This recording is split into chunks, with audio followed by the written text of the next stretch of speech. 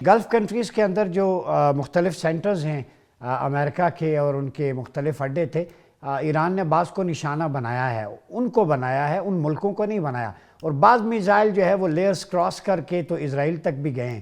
تو ایران کا یہ مقصد ہو سکتا ہے کہ جو پہلے انٹرسیپشن تھی اس کو ختم کر دیا جائے تاکہ ویکیوم کریٹ ہو تو اسرائیل کو ٹارگٹ کریں۔ ارشد ملک صاحب، سر آپ سے پوچھ رہا ہوں۔ جی بسم اللہ الرحمن الرحیم۔ بھائی صاحب، سب سے پہلے تو دل خون کی آنسو ہوتا ہے کہ جو معصوم بچوں کی شہادتیں ہوئی ہیں اور سپریم لیڈر کی شہادت اور ان کی فیملی کی جو ہوئی ہے، یہ یقیناً ایک بہت بڑا خلا، بہت بڑا افسوسناک واقعہ ہے۔ اور یقین کیجئے، جیسے آپ نے فرمایا کہ یہ وقت اب ضمیر کے جگانے کا ہے۔ اگر ہم آج بھی تماشائی بنے رہے، آج بھی اگر ہم نے سوال نہ کیے، تو یاد رکھیے تاریخ کے اصول بڑے بے رحم ہوتے ہیں۔ کیا ہم یہ اس سبق کو انڈورس کرنا چاہتے ہیں کہ عالمی قوانین صرف کمزور کے لیے بنے ہیں؟ اگر ہم سارے تسلیم خم کرتے رہیں تو جو آپ کی چاہ آپ وہ کرتے رہیں، کیا طاقتور اور کیا یہ جو اندھی صہیونی سوچیں ہیں، جو فتنے ہیں، کیا ان کو ہم فیسیلیٹیٹ کرنے کے لیے اس دنیا میں آئے ہیں؟ شادیہ بہن نے بہت اچھی بات کی۔ ہمیں جب تک ایک آواز ہو کر، ایک قوم ہو کر، ایک امہ ہو کر نہیں سوچیں گے، یقین کیجئے میں کسی مذہبی جنگ کی طرف اس کو نہیں لے کے جانا چاہ رہا، لیکن میں ایک سبق جو سیکھنا چاہ رہا ہوں وہ یہ سیکھنا چاہ رہا ہوں کہ جن لوگوں کو آپ اپنے ہاں رکھیں گے وہ آپ کی سیکیورٹی کے لیے نہیں ہے، وہ ایک بہت بڑی لائبلٹی ہے۔ اور جب قرآن پاک میں آپ صلی اللہ علیہ وسلم کی سنتوں میں سب کچھ لکھ دیا گیا تو ہم کس طرف دیکھ رہے ہیں؟ میں یہ کہیں نہیں کہہ رہا کہ اپنی حفاظت کے لیے اقدامات نہ کریں، صلح حدیبیہ بھی ہوتی ہے، بہت سے غیر ملکوں کے ساتھ آپ کو کرنا پڑتا ہے، لیکن اگر آج ہم نے ہوش کے ناخن نہ لیے تو پھر ہمارا انجام سب کے سامنے۔ اب میں آپ کے سوال کی طرف آتا ہوں۔ دیکھیں، جب آپ ایران کو دیوار سے لگاتے ہیں تو یہ سب سے تسلیم شدہ امر تھا کہ نہ صرف علاقے کا خلیجی بلکہ پورا عالمی نظام ہلے گا۔ جب میں علاقے کی بات کرتا ہوں تو آپ نے قطر، بحرین، کویت، سعودی عربیہ، اردن، عراق سب میں امریکن فورسز بٹھائی ہوئی ہیں، تو یہ اٹیک ان کے اوپر ہے۔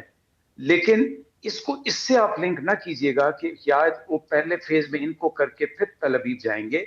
ایران ابھی بھی میرے خیال میں اس طرح سے ریاکشن نہیں کیا جس کا ٹرمپ صاحب نے بھی رات کو کہا کہ جو ٹرمپ جو ایکسپیکٹڈ تھا، ریاکشن بہت بڑا آئے گا اور نہ صرف تل ابیب تک جائے گا بلکہ جہاں جہاں امریکن بیٹھے ہوئے ہیں ان تک بہت ایگریسولی جائے گا۔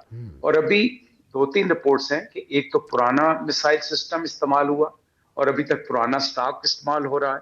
ابھی تک ڈرون کو آپ نے ایفیکٹولی نہیں دیکھا، ابھی آپ نے ابنائے ہنس کو تو بند ہوتے ہوئے دیکھ لیا ہے۔ تو کیا ابنائے ہنس جب یہ بند کریں گے تو کیا اس چیز کی گارنٹی دی جا سکتی ہے کہ عالمی معیشت پہ کیا اس کے اثرات آئیں گے؟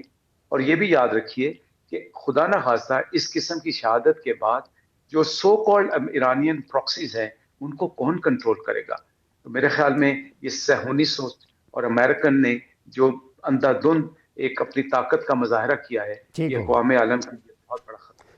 ارشد صاحب، آپ بتائیے کہ نریندرا مودی کا جو وزٹ تھا یہ تل ابیب کا، وہاں پہ انہیں ایک سول ایوارڈ بھی دیا گیا، دھواں تقریریں ہوئیں، وہاں پہ انہوں نے کہا ہم اسرائیل کے ساتھ ہیں، آپ کے غم میں شریک ہیں، اور جو حماس اور باقی جماعتوں کا نام لے کے انہوں نے کہا ٹیررسٹ ہیں یہ۔ اس کے بعد سے شدت آئی ہے پاکستان پہ، افغانستان کے خوارج کے حملے اور پھر ایران پہ اٹیک۔ تو اس کانٹیکس میں کیا دیکھتے ہیں؟ ہندوتوا زائونسٹ نیکسس بلی تھیلے سے باہر آ گئی ہے؟ دیکھیں، یہ تو بہت پہلے سے باہر آ چکی تھی، اس کو اس نے جا کے صرف انڈورس کیا، اور ایسے حالات میں جبکہ دنیا اس معاملے کو بڑی باریک بینی سے دیکھ رہی تھی۔ عباس بھائی، آپ یہ بھی تو کہیں گے کہ دنیا کا ایک اعتماد ٹوٹا ہے جو عمان میں شروع ہوا تھا، اور آپ نے عمان کے وزیر خارجہ کی ایک بڑی جذباتی انٹرویو بھی سنا ہوگا جس پہ انہوں نے کہا کہ بڑا ہی غیر دانشمندانہ فیصلہ ہوا ہے، اور ایسے وقت میں جبکہ ایران نے بھی لچک دکھانی شروع کر دی تھی۔ Zionism, Hindutva versus rest of the world, یعنی اسلام ورسز اسلام، تو یہ دو آئیڈیالوجیز کی وار ہے۔ اور آپ صلی اللہ علیہ وسلم نے بھی ملاحم کا جو ذکر کیا ہے کہ کفر تم پر اس طرح ٹوٹے گا جیسے بھوکا جو ہے اپنے شکار پہ ٹوٹتا ہے، وہ 80 جھنڈوں کے ساتھ نکلیں گے، ہر جھنڈے تلے 90,000 کا لشکر، 90,000 ملٹی پلائی بائی 80 وہ کرے تو 9,60,000 کا لشکر. تو یہ نیٹو دجال کی ہی آرمی لگ رہی ہے اس کا نظام بنانے کے لیے. تو مسلمان کب لشکر امام مہدی ترتیب دیں گے یونائٹڈ ہو کے؟ بدقسمتی کی بات ہے اور ہے بھی سچ مگر رسوائی کی بات ہے کہ ان کو کبھی ہوش نہیں آنے لگا. کیا ہم نے لیبیا سے کوئی سبق نہیں سیکھا؟ کیا ہم نے ایران اور عراق کی وار سے کوئی سبق نہیں سیکھا؟ آج تک ہندواتا سوچ تو ہم نے خود اپنی آنکھوں سے دیکھی. کون یہ کہتے ہیں کہ آج ہماری ان کی ثقافت ایک ہو سکتی ہے، ان کے ساتھ امن ہو سکتا ہے؟ یاد رکھیے گا کہ ہندواتا سوچ اور ہمارے خلاف جو بھی سازش ہوتی ہے اس کے تانے بانے صہیونیت میں جا کے ملتے ہیں. جب قرآن پاک میں اور بہت بڑے علماء اور بہت بڑے دانشوروں نے، ڈاکٹر سار رحمۃ اللہ علیہ نے آج سے کئی سال پہلے آپ کو بتا دیا تھا کہ اگلی جنگ میں، اگلی جو بھی انکاؤنٹر ہوتا ہے اس میں افغانستان کے ساتھ ہندوستان بھی ملا ہوگا اور اسرائیل بھی ملا ہوگا. جب آپ اس کینوس کو بڑا کرتے چلے جاتے ہیں تو آپ یہ دیکھیں کہ کمزور کون ہو رہا ہے.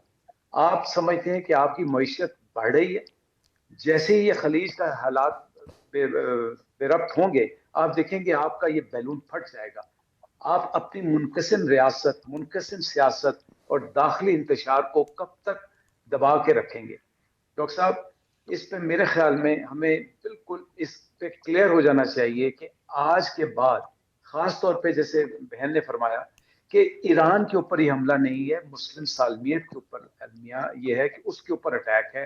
اگر آج ہمارے اندر یہ سوچ نہیں آئے گی، آج ہم اسٹریٹجیکلی سوچنا نہیں شروع کریں گے، آج ہم لانگ ٹرم اپنی پلاننگ نہیں کریں گے تو یہ ایک ایک ملک کو آئسولیشن میں لے کے جائیں گے. کیا آپ کو یہ کبھی نہیں پتا تھا کہ کب سے کہا جا رہا ہے کہ اب ایران کی باری ہے اور اگلی باری خدا نہ خواستہ ٹرکیہ کی ہے اور اس کے بعد خدا نہ خواستہ پاکستان کی ہے؟ تو یہ ساری وہ مسلم ریاستیں، مسلم طاقتیں جو کہ سمبلزم کے لیے کھڑی ہونا چاہ رہی ہیں، ان کو اب ہماری اندر یہ سوچ نہیں آ رہی بدقسمتی سے. ماہ سیام کا وقت ہے، میرے خیال میں اس وقت اگر ہم اس پہ فوکس ہو جائیں اور اپنی اسٹریٹجک الائنمنٹ ٹھیک کر لیں اور ایک آواز ہو کر اکٹھے ہو جائیں تو شاید ہمارا کوئی ہم بچ جائیں، بچ ورنہ جائے بالکل. بچنے کے. ارشد ملک صاحب، رمضان کا مہینہ ہے، حرمت والا مہینہ ہے، لوگ نماز روزے میں ہوتے ہیں. اندازہ لگائیں پورا یورپ، امریکہ چل کیا بیٹھا ہے، لیکن سارے کا سارا قیاس، شہادتیں، سب کچھ عالم اسلام بھگت رہا ہے. کیا کہتے ہیں آپ؟ یہی تو سب سے بڑا المیہ ہے. علامہ اقبال نے فرمایا تھا اور تمہاری داستان تک بھی نہ ہوگی داستانوں میں. میرے خیال میں ایک بہت بڑا رد عمل ایران کی طرف سے آئے گا اور ابھی جو پراکسیز ہیں وہ بھی ایکٹیویٹ نہیں ہوئی.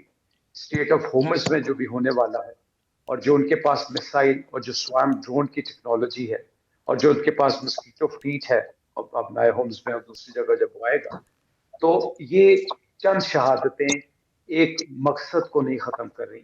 یہ چند شہادتیں اس صدا کو ختم نہیں کر پا رہی جو کہ ایران سے اٹھے گی.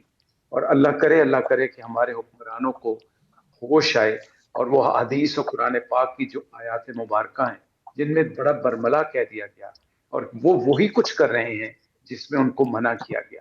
اگر آج وہ ہوش کے ناخن نہیں لیں گے تو وہ خود تو مٹ ہی جائیں گے. لیکن میرے خیال میں اس المیہ میں رد عمل ابھی بہت شدید بہت آنے والا ہے. شدید آنے والا ہے.